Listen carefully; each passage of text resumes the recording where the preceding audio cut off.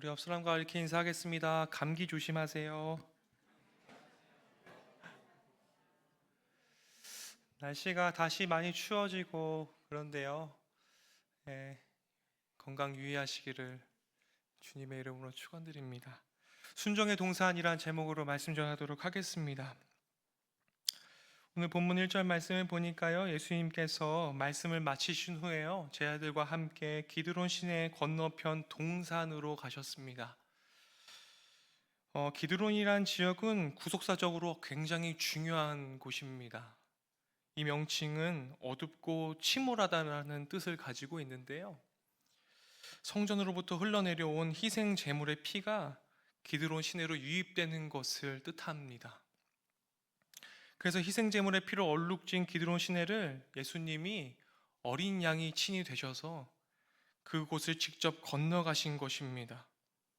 기드론 시내의 건너편은 겟세마네 동산이 있었습니다. 그래서 다른 복음서에 보면 이곳을 겟세마네 동산으로 표현되곤 합니다. 이는 감난산 기슭에 위치하고 있는데 예수님이 가끔 제자들과 함께 오셔서 기도했던 곳, 바로 그곳이 겟세마네 동산입니다. 이곳은 감람나무를 많은 숲이고 사람들은 이곳에 감람나무 열매를 압착해서 기름을 짜내는 일을 했습니다. 그래서 겟세마네의 뜻은 기름을 짜다라는 뜻을 또한 가지고 있습니다. 이처럼 예수님은 기름을 쥐어 짜듯이 이곳에서 자신의 진액을 다 바쳐서 하나님 앞에 기도했던 그런 장소가 바로 겟세마네 동산인 것입니다. 그런데 여기서 살펴봐야 할 것은 겟세마네 동산에서 감난산을 오르고 넘으면요, 누구도 찾을 수 없는 광야로 나아갈 수가 있습니다.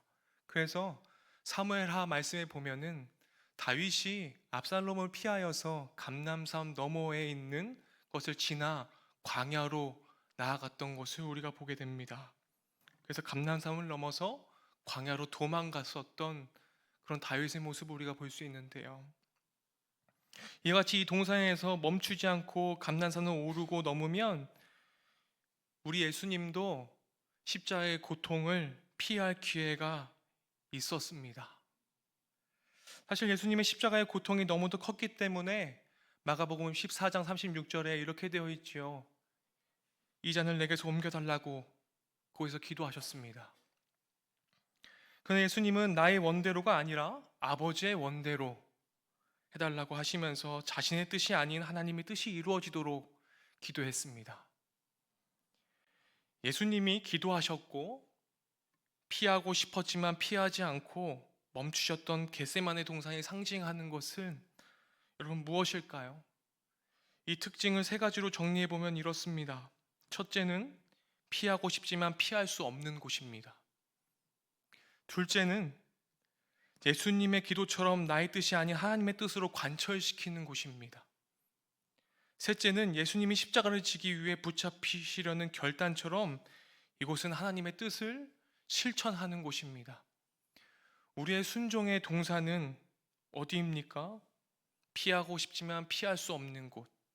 우리들에겐 가정이 될 수도 있고 우리들의 직장이 될 수도 있고 우리들의 삶의 터전, 그리고 우리들의 교회가 될 수도 있겠습니다. 우리가 너무나도 피하고 싶지만 피할 수 없는 그곳, 즉 순종의 동산인 것입니다. 하나님께서 에덴 동산을 처음으로 만드셨을 때 너무나 화평을 누리는 그 자리에 아담과 하와가 죄를 짓고 에덴 동산은 불순종의 동산으로 전락해 버렸습니다. 하지만 겟세마네는요, 우리 주님께서 순종의 동산으로 완성시킨 곳입니다. 이곳에서 예수님의 순종으로 생명의 기름이 흐르기 시작했습니다. 이렇게 생명의 기름이 흐르는 순종의 삶을 살기 위한 방법이 우리들에게 무엇으로 존재하겠습니까? 저는 스스로 약해지는 것이라고 생각했습니다. 빌립보서 2장 13절에 너희 안에서 행하시는 이는 하나님이시니, 이처럼 우리가 약하고 부족할 때 하나님께서 일하시는 그 시간이 시작되는 곳, 내가 약해질 수 있는 그 순종의 동산. 설사 우리 인생의 열매들이 찌꺼기가 될지라도 그 찌꺼기를 통해서 새로운 기름으로 만드시고 채우시는 분은 하나님이심을 여러분들이 믿으시기를 소망합니다.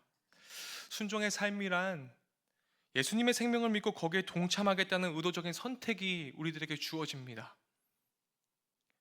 한번 생각해 봤으면 좋겠습니다. 내 삶에서 겟세마네 동산은 어디인가? 그곳은 피하고 싶지만 피할 수 없는 곳, 나의 뜻이 아닌 하나님의 뜻으로 변화되는 곳, 하나님의 뜻을 삶에서 실천할 수 있는 곳, 그곳.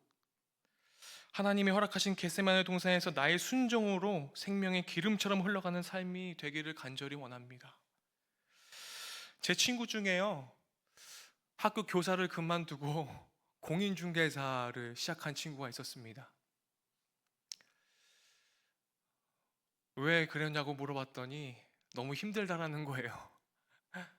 자, 사람들과의 관계도 또 아이들과의 관계도 너무나 힘들다라는 것입니다. 근데 이 일을 하면서 이 친구가 제 친구거든요. 참 많이 눈물을 흘리면서 임용도 준비하고 정말로 자기 원했던 중학교 수학 교사가 됐는데 그 일을 그만두고자 몇 번이고 고민하는 거예요. 그 친구들은 교권이 떨어진 상태에서 선생님들을 핍박하고 또 학부모도 교사들을 핍박하고 또 교사들이 교사들끼리도 너무나 어려운 생활을 하고 있기 때문에 이 친구가 너무 어려웠어요. 근데 결론적으로 동료 교사과의 갈등이 생겨서 관계에 어려움이 생기고 상대방의 언행으로 상처를 받았습니다. 이 친구가 주님께 기도하면서 관계에 대한 개선을 위해서 노력했지만 해결될 기미가 보이지 않고 더 악화되고 해서 스트레스로 인해서요 탈모까지 왔습니다. 이 친구 매일 출근길이 곤욕이었습니다. 이 친구에게는 학교가 겟세마네 동산이었습니다. 휴직을 몇 번이고 고민했습니다. 근데요 어느 날 출근길에 라디오 방송을 듣는데 찬양이 흘러나왔대요. 그 찬양이 찬송가 438장 주 예수와 동행하니 그 어디나 하늘나라. 그 찬양을 들으면서요 갑자기 울컥했대요. 내가 정말 너무 힘들고 괴로워 죽겠는데 그때마다 주님이 함께 하셨구나라는 것을 그 하나님의 마음이 그 친구에게 부어졌대요. 매일마다 견딜 수 있는 이 힘을 우리 주님이 주셨구나. 내가 있는 곳이 하늘나라인데.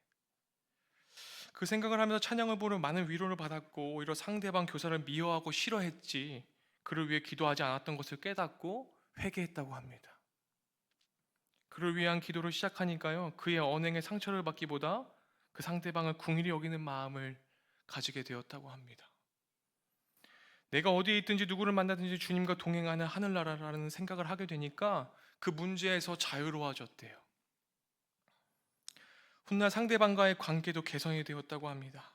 그래서 교사를 그만두고 공인중개사를 준비하고 있던 이 친구가 다시 자신의 겟세마나의 동산인 학교로 돌아가서 주님이 주신 일터를 사랑하게 되었다는 그 고백을 제가 들었을 때 참 마음이 아팠습니다.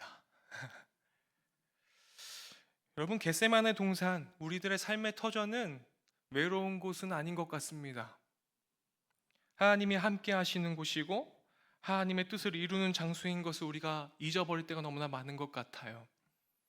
주님께서는 우리에게 두려워하지 말아라, 놀라지 말아라, 염려하지 말아라, 걱정하지 말아라 라고 얘기하지만 사실 우리들의 삶의 터전에서 눈앞에 우리들에게 마주하고 있는 삶의 현장과 또 그 상황들은 우리를 두렵게 하기도 하고 염려가 밀려오게끔 하지요.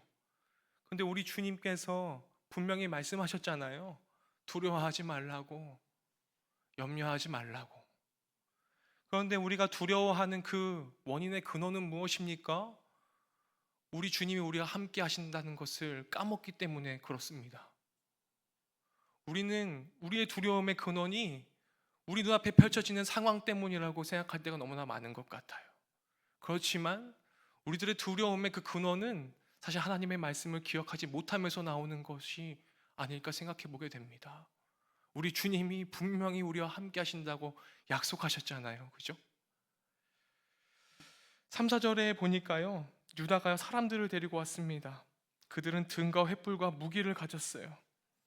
여기서 예수님이요, 그 당할 일을 아신다고 말씀하셨습니다. 함께 4절 말씀을 우리 다 함께 읽어볼까요? 4절입니다. 예수께서 그 당할 일을 다 아시고 나아가 이르시되 너희가 누구를 찾느냐. 예수님이 아신다는 당하실 일은 무엇입니까? 우리가 너무나 잘 알고 있는 거예요. 주님께서 당하실 일이요, 유다가 배신할 거다, 내가 십자가의 고통을 짊어질 거다, 나는 죽을 것이고 다시 부활할 거다 라는 것입니다. 그게 주님이 당할 일이에요. 당할 일은 사실 좋은 것은 아닙니다. 우리는 혹여나 당할 일을 알게 되면요, 우리가 그 당할 일을 알게 됐을 때 우리가 반응할 것은 무엇일까요? 그것을 빠져나가거나 피하기 위해 여러 방법들을 강구할 것입니다. 내가 당할 일들을 너무나 잘 알고 있기 때문에요. 그것으로 인해서 우리가 패배하고 좌절에 빠질 것 같은 두려움이 있기 때문에 그래서 우리는 그 당할 일을요, 마주하고 싶지 않습니다. 그런데요, 우리 주님이요, 어떻게 하셨습니까? 이 당할 일을 아시고 나아가세요. 예수님은 당할 일을 피하지 않으셨습니다. 그것이 우리 주님과 나와의 차이인 것 같아요. 왜냐하면 그 당할 일은 하나님이 예비하신 일이고, 이 당할 일을 통해서 인류 구원의 역사가 시작됨을 주님께서 아셨기 때문에요, 그 당할 일을 피하지 않으셨습니다. 우리에게도요, 풍랑과 같이 힘들고 어려운 당할 일이 우리들에게 우리 인생 가운데 분명히 찾아옵니다. 그러나 그 당할 일은 하나님이 허락하신 일이고, 그 당할 일 속에서 우리 하나님이 우리를 건져내 주시고 보호해 주시고, 결국 그 당할 일을 통해서 부활과 기쁨과 같은 최후의 승리를, 그 기쁨을 얻는 것임을 믿어야 하고, 그 현장이 우리의 순종의 동산인 것을 여러분 기억하시길 바랍니다. 2008년도에요, 제가 굉장히 재밌게 본 영화가 하나 있었습니다. 2008년도에 테이큰이라는 영화가 개봉했었습니다. 여러분, 테이큰이라는 영화 아세요? 프랑스에 놀러간 딸이 인신매매범들에게 납치당했습니다. 딸이 그 일이 딱 벌어질 때요, 전직 특수요원 아버지에게 전화합니다. 너무 두려운 나머지 침대 밑에 들어가 가지고요, 제일 먼저 누구에게 전화했어요? 아빠한테 전화했어요. 무서움에 떨고 있는 딸이 침대 밑에 숨어서 아버지에게 이 사실을 급히 알렸는데, 여기서 저는 딸의 위기 소식을 들은 아버지가 했던 말이 상당히 인상적이었습니다. 주인공은 딸에게 어디로 숨어 있거나 다른 곳으로 빨리 도망가라고, 아버지라면 그렇게 얘기해야 하는데, 이 아버지가 뭐라고 하는 줄 아세요? 딸아, 넌 분명히 납치될 거야. 당할 일을 알려줍니다. 넌 분명히 납치돼. 그러니까 걱정하지 마. 내가 너 반드시 찾을 거야. 너가 당할 일이 있지만 난 반드시 널 찾아낼 거야 라는 거예요. 내가 널 찾을 수 있도록 납치되는 순간 범인의 인상착의를 핸드폰을 향해서 외쳐라. 그걸 통해 반드시 내가 널 구원해 줄 거야 라고 차분히 말합니다. 이 장면을 보고요, 저는 신앙과 많이 흡사하다고 여겼습니다. 우리 삶의 풍랑과 같은 문제는 분명히 발생합니다. 당할 일을 피할 방도가 없어요.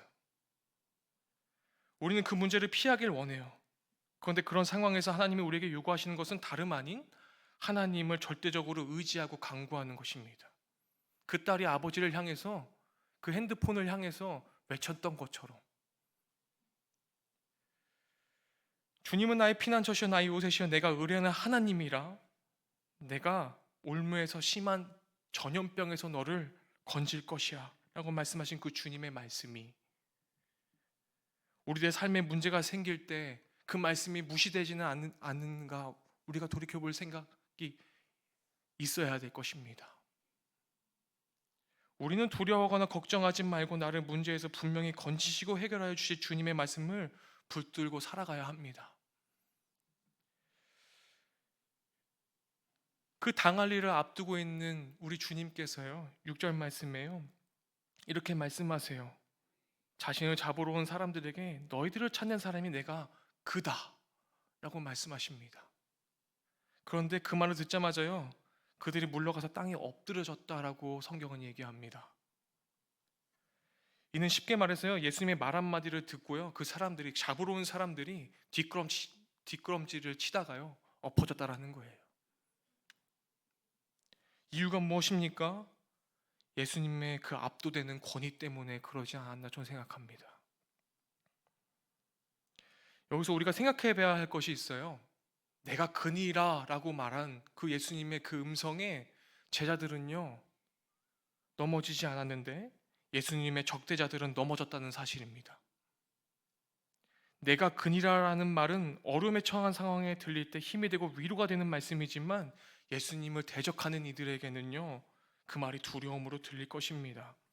주님이 다시 오실 그날에 내가 평생을 신앙인으로 살면 내가 그니라라는 말씀이 소망이 될 것인데, 반대로 내가 신앙인처럼 살게 되면 그 말은 두려움으로 우리들에게 다가오진 않을까요? 이어서요, 베드로가요 자신이 가지고 있던 검으로 예수님을 체포하려는 대제사장 종의 말고의 오른쪽 귀를 베어버립니다. 베드로가 예수님을 지키고자 한 행동이었습니다. 근데요, 이 예수님을 지키고자 했던 이 행동이 사실은 예수님이 원하시는 행동은 아니었습니다. 우리는 가끔 착각할 때가 있어요. 마음의 동기가 순수하면 결과가 나빠도 괜찮다.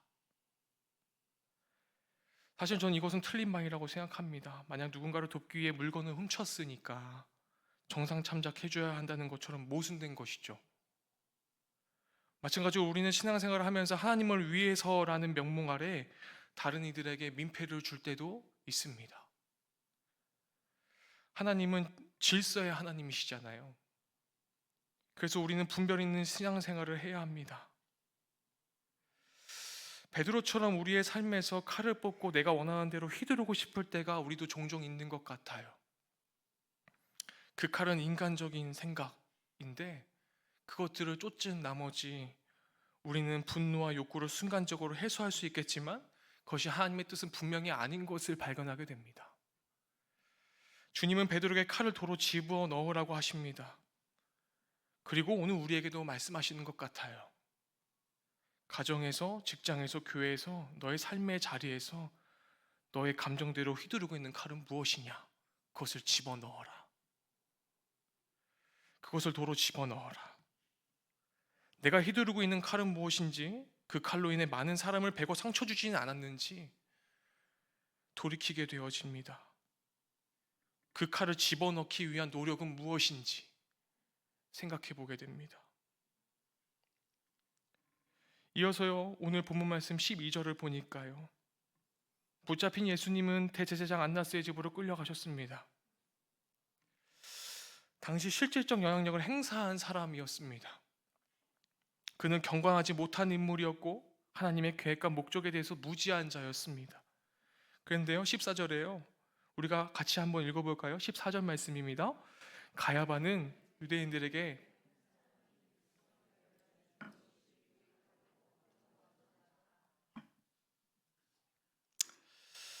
한 사람이 백성을 위하여 죽는 것이 유익하다고 권고했습니다.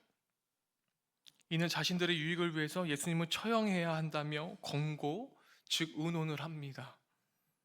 여기서 사용했던 권고했다라는 헬라어 쉼뷸루사스는 예수님을 순환으로 몰고 가는 문장에서 사용되는 매우 부정적인 단어 중에 하나입니다. 그래서요, 여기서 마태복음에는요 심불리온이라고 쓰는데 이런 음모라고 우리가 볼 수 있겠습니다. 음모라고 해석할 수 있는데요, 바리새인들과 서기관들이 예수님을 죽이려고 의논하는 장면에서도, 또 대제사장들과 장로들이 예수님을 죽이려고 모의하는 장면에서도, 그리고 부활한 예수님의 시신을 도둑맞은 것처럼 꾸미기 위해 돈으로 매수하는 장면에서도 이 심불리온이라는 단어가 사용됩니다. 모두 음모와 계략들이었습니다. 즉 그들의 목적은 심불리온, 음모를 통해서 예수님은 어떻게 하면 올무에 걸리게 할까라는 고민들을 가지고 있었습니다. 이렇게 적대자들의 음모 계략들은요, 예수님의 구원 사역을 방해하는 것처럼 보였습니다. 그러나 하나님께서 그 음모와 계략을 패망시키고 예수님은요, 그 당할 일들을요, 그 모든 음모를요, 다 감당해 내시면서 예수님의 구원 사역을 이루셨던 그 주님을 우리가 볼 수 있습니다. 우리의 삶에도요, 나를 힘들게 하는 신불리온 음모와 계략들이 존재합니다. 그것으로 인해 우리는 상처받거나 나에게 해가 되지 않을까 걱정됩니다. 그러나 여러분, 염려하지 마시고 걱정하지 마시고 근심하지 마십시오. 분명 신불리온과 같은 당할 일을 하나님은 우리들과 함께 하시기 때문에 그 허락하신 그 당할 일을 함께 주님께서 헤쳐나갈 힘과 용기와 믿음을 우리들에게 주실 줄 믿습니다. 확실한 것은 우리가 하나님을 분깃으로 삼고 의지할 때 우리를 상처 주고 해롭게 만들 것 같은 음모와 계략들이 우리의 삶에 실현되지 않도록 막아주실 것을 전 굳게 믿습니다. 더 이상 그것들이 나를 창궐하여 해방하지 않도록 우리 주님께서 막아주실 줄 분명히 믿습니다. 우리가 눈앞에 보여지는 현상들과 우리 귓가에 들려지는 시끄러운 소리들, 우리를 혼미하게 만드는 눈에 보이는 일들, 궁극적으로 그 계략대로 전부 선한 의도와 은혜의 상황으로 주님께서 뒤바꿔 주시고 역전시켜 주실 줄 믿습니다. 그래서 마치 감람나무 기름이 흘러넘치듯 우리의 문제는 거두시고 기쁨과 감사의 기름만이 흘러넘치게 만드실 것을 우리가 소망하며 우리가 오늘날 작은 예수로 이 땅의 소금과 빛으로 살아내시는 그런 귀한 성도님들 되시기를 간절히 축원드립니다. 기도하겠습니다. 하나님, 저희 삶에 피하고 싶고 도망치고 싶은 겟세마네 동산이 있습니다. 참으로 외롭고 힘든 곳입니다. 그러나 그곳에서 하나님께서 저희와 함께 계시고 저희의 순종을 통해 두려움의 장소가 아니라 생명이 시작되는 은혜의 장소로 바꿔주심을 알게 하시니 감사드립니다. 앞으로 저희 삶에 다가올 당할 일을 두려워하지 않게 하시고 현재 어려운 상황에서도 우리를 지키시고 보호하실 주님을 더욱 의지하는 하루가 되게 하여 주시옵소서. 예수님의 이름으로 기도드립니다. 아멘.